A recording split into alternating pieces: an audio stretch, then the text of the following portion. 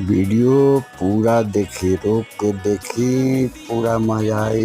Video पूरा देखी China के वीडियो। एकरा के लाइक करी, सब्सक्राइब करी, ज़्यादा से ज़्यादा तक शेयर करी ताकि पता लगे कि देखी चाइना में का होता।